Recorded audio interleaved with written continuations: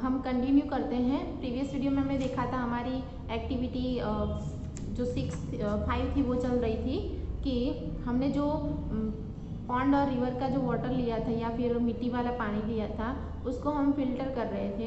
तो पहले उसको डिकेंटेशन की प्रोसेस करने के बाद दूसरे ग्लास के अंदर ट्रांसफ़र कर दिया और उसके बाद ट्रांसफ़र किया हुआ पानी अभी भी गंदा है तो उसको एक क्लॉथ के पीस से हिसाब से उसको हम प्योर करने के लिए हमने उसका यूज़ किया। अब देखते हैं कि पेज नंबर 40 पर अ filter paper is one such filter that has a very fine pores in it. Cloth के पीस जो होता है क्लॉथ का पीस उससे हमने फिल्ट्रेशन की प्रोसेस की, पर अभी भी अगर पानी गंदा है तो उसको प्योर करने के लिए क्लीन करने के लिए हम फिल्टर पेपर का यूज़ करेंगे। वो क्या है, बहुत ही अच्छा फिल्टरेशन करने के लिए यूज़ होता है। 5.9 के अंदर आपको फिल्टर पेपर के पिक्चर्स दिखाई दे रहे हैं और 5.10 के अंदर किस तरह से उसको स्टेनर के अंदर रखना है वो भी आपको दिखाई दे रहा है। Show the step involve in using a filter paper. उसको पहले गोल शेप में कट करना है, सर्कल शेप में, फिर उसको फोल्ड करना है, फिर किस तरह से उसको रखना है वो आपको दिखाई दे रहा है।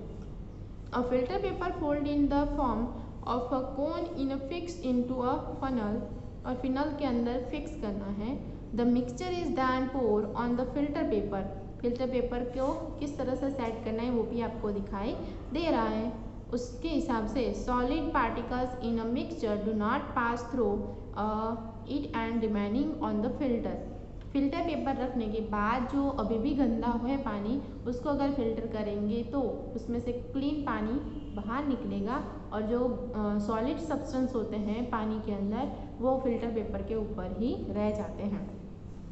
Fruits and vegetable juice are usually filtered before drinking to separate the seed and solid particles of pulp. हमने कभी भी वेजिटेबल का जूस या फिर फ्रूट का जूस पीते हैं तो तब क्या करते हैं, उसको फिल्टर करने, तो फिल्टर करने के लिए हम क्लॉथ का यूज़ करते हैं और वो सीड और जो पल्प होता है वेजिटेबल्स का और फ्रूट्स का उसको अलग करने के लिए जूस से हम यूज़ करते हैं फिल्टरेशन की process. The method of filtration is also used in process of preparing cottage cheese in our home. हम घर पे जब पनीर या फिर चीज़ बनाते हैं तब ये फिल्टरेशन की प्रोसेस करते ही हैं। अगर आपको नहीं पता है तो आप अपनी बड़ी बहन या फिर मम्मी को भी पूछ सकते हो कि मम्मी हम घर पे पनीर बनाते हैं तो उसमें हम फिल्टरेशन की प्रोसेस किस तरह से करते हैं। तो देखते हैं कि इस चैप्टर के अंदर हमें क्या कहना चाहता है। You might have seen that for making a paneer, a few drops of lemon juice are added to milk as a boiled. जो उबला हुआ दूध होता है, मिल्क होता है, उसको उसके अंदर 2-3 ड्रॉप्स लेमन जूस के हम डालते हैं। उसको बाद दूध फट जाता है और उसको फिर this given is a mixture of particles of solid paneer and a liquid. The paneer is the separate by filtering the mixture through a fine cloth और अ स्टेनर। जो फटा हुआ दूध होता है उसको फिर या फिर स्टेनर या फिर क्लॉथ के हिसाब से फिल्टरेशन किया जाता है ताकि जो फटा हुआ दूध है मतलब कि सॉलिड पार्ट और लिक्विड पार्ट है दोनों को अलग कर सके और उसमें से पनीर को हम अच्छे से बना सके। जो पनीर होता है उसको हम अलग करते हैं, मतलब कि ऊपर का जो पार्ट घन सॉलिड पार्ट होता है उसको अलग करते हैं और जो वाटर होता है उसको हम निकाल लेते हैं। उसके बाद है इवोपोरेशन। अब तक हमने बहुत सारी अलग अलग प्रोसेस देखी है, सेडिमेंटेशन, डिकेंटेशन, फिल्टरेशन। अब बात करते हैं कि इवोपोरेशन की। अब मैं ऐसा सोचती हूँ कि आपको फिल्टरेशन, डिकेंटेशन एंड सेडिमेंटेशन के बारे में समझ में आ गया होगा। अब देखते हैं इवोपोरेशन। अब इवोपोरेशन है वो किस तरह से होता है तो उसको एक एक्टिविटी के हिसाब से हम समझने की कोशिश करेंगे। यहाँ पर एक्टिविटी 6 दी हुई है। आपको क्या करना है, एक कंटेनर लेना है और उसके अंदर थोड़ा वाटर ऐड करना है और उसको बॉईल करना है। फिर आपको बॉईल करोगे तो आपको दिखाई दे रहा होगा कि कुछ छोटे छोटे उसमें से कहते हैं एयर निकलने लगती है। जब हम कोई भी कंटेनर के अंदर पानी को भर के फिर उसको गर्म करते हैं, हीटेड करते हैं। आप गैस पे भी, घर पे भी बना सकते हो, ऐसा कर सकते हो और समझ सकते हो कि आपको एक कोई भी स्टील या फिर एल्यूमिनियम का कंटेनर लेना है, उसके अंदर आप क्या डालोगे, थोड़ा वाटर डालोगे और गैस ऑन करके फिर उसको रख देना है और देखोगे थोड़ी देर उबलने दोगे पानी को। जब वो उबलता है तब पानी के अंदर से भाप निकलने लगती है, वेपर निकलने लगती, तो वो क्या है, इवोपोरेशन की प्रोसेस है। फिर आपको ये करने के बाद एक दूसरा बीकर लेना है या फिर कंटेनर लेना है और उसके अंदर आप क्या डालोगे, add 2 spoons of salt to water in other beaker and stir is well. फिर आपको क्या करना है, दूसरा बीकर लेना है, उसके अंदर थोड़ा पानी लोगे और फिर 2 स्पून आपको नमक डालना है, मतलब कि सॉल्ट डालना है, फिर उसको मिक्स करना है। Do you see any change in colour the water? क्या आप देख सकते हो कि नमक डालने के बाद, नमक मिक्स करने के बाद पानी का कलर चेंज होता है? नहीं, कोई फ़र्क नहीं पड़ेगा। Can you see any salt in beaker? क्या आपको नमक दिखाई दे रहा है बीकर के अंदर? नहीं।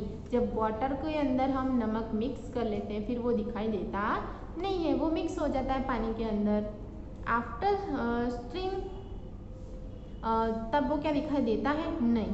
Heat the beaker containing the salt water, let us water boil away what is left in the beaker।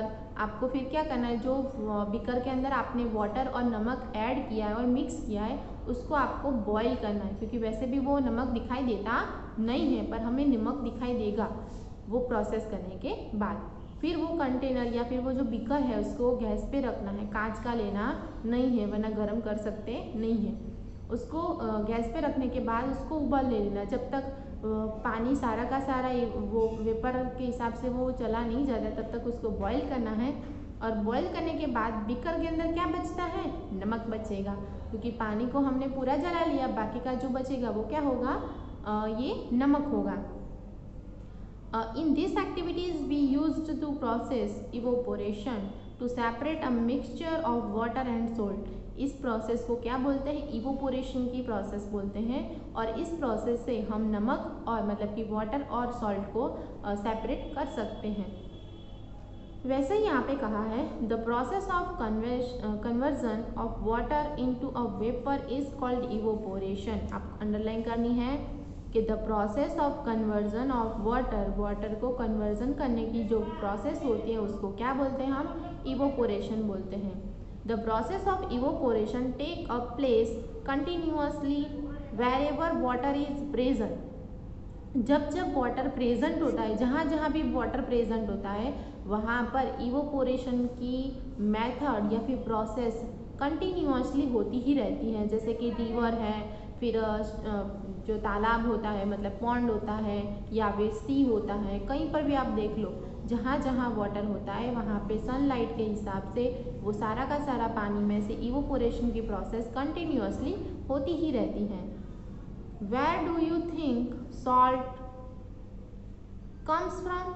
तो फिर ये नमक आया कहाँ से, कहाँ का नमक की बात की है यहाँ पे, sea water containing many salt mix in it. जो दरिया का पानी होता है, सी वाटर होता है, उसके अंदर बहुत सारे नमक मतलब कि क्षार ऐड होते हैं, मिक्स होते हैं।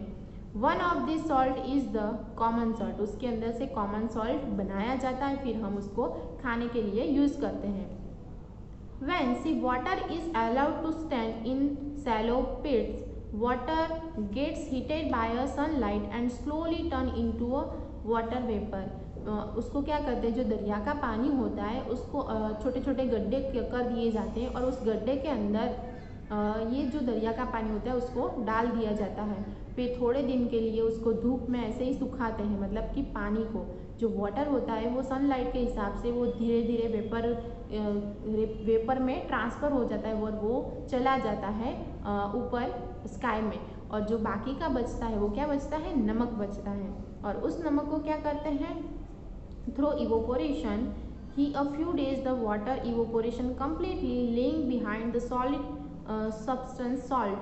फिर थोड़े दिन के लिए उसको धूप में ऐसे ही रखते हैं और जब वेपर में कन्वर्ट हो जाता है वाटर, उसके बाद जो सॉलिड पार्ट बचता है वो क्या है, हमारा नमक। और उस नमक को फैक्ट्री के अंदर प्योर करने के लिए उसको भेजा जाता है और पूरी प्रोसेस मतलब फैक्ट्री के अंदर जो उसमें कचरा होता है नमक के अंदर, उस प्रोसेस को अलग करने के बाद जो भी बचता है वो पूरा का पूरा अच्छे नमक होता है, जो हम खाने के लिए कुकिंग के लिए जो यूज़ करते हैं वो होता है।